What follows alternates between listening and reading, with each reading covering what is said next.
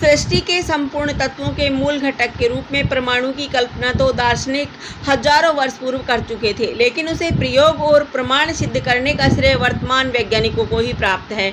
आज परमाणु के विखंडन से प्राप्त महाशक्ति का प्रयोग महाविनाश और जनहित दोनों में हो रहा है। परमाणु शक्ति का विकास। महान वैज्ञानिक आइंस्टीन ने सिद्ध किया कि पदार्थ को ऊर्जा और ऊर्जा को पदार्थ में परिवर्तित किया जा सकता है।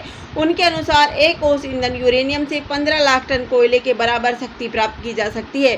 वैज्ञानिक रदरफोर्ड ने 1919 ईस्वी में प्रथम परमाणु विस्फोट करने में सफलता प्राप्त की थी। इसके बाद अमेरिका के वैज्ञानिकों ने सन 1945 ईस्वी की 13 जुलाई को एलामोगेडोर के रेगिस्तान में परमाणु बम का परीक्षण किया और सफलता प्राप्त की। इसके बाद सोवियत रूस 1949, इंग्लैंड 1952, फ्रांस 1960, चीन 1964, भारत और पाकिस्तान 1998 में परमाणु संपन्न देशों की पंक्ति में शामिल हुए। आज रूस और अमेरिका हाइड्रोजन बम बनाने वाले देश बन गए हैं। हाइड्रोजन बम की क्षमता हिरोशिमा पर गिराए जाने वाले बम से 150 गुना अधिक है। न्यूट्रॉन बम की कल्पना भी भविष्य के गर्भ में है।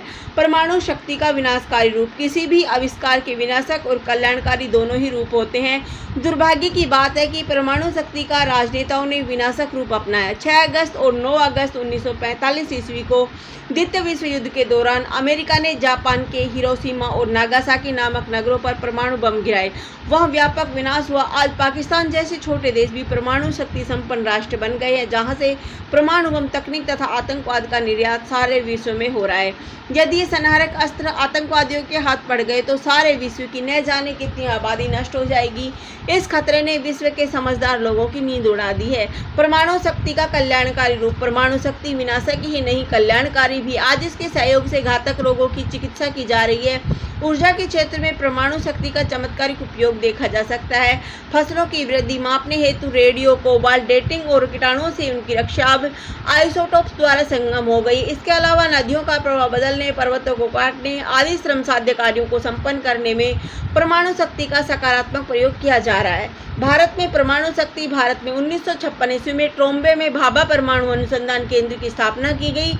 इस केंद्र द्वारा मानव कल्याण हेतु परमाणु शक्ति का उपयोग संभव हो गया है। 1961 ईस्वी में इसका और विस्तार किया गया। 18 मई 1974 को राजस्थान के पोखरण क्षेत्र में भूमिगत परीक्षण किया गया। इस प्रकार भारत विश्व का छठा परमाणु शक्ति संपन्न देश बन गया। परमाणु विस्फोटों से खनिजों का पता लगाना, नहर खोदना तथा भूमिगत जलाशय बनाना आदि कार्य संभव हो गए हैं। परमाणु शक्ति के खतरे। अन्य वैज्ञानिक उत्पादनों के समान ही परमाणु शक्ति का उपयोग भी खतरों से खाली नहीं है। विकिरण से फैलने वाले प्रदूषण भयंकर तथा मारक होता है। परमाणु शक्ति का उपयोग आज विद्युत उत्पादन के लिए हो रहा है। परमाणु शक्ति का उपयोग करते समय अत्यंत सावधानी तथा सुरक्षा आवश्यक है।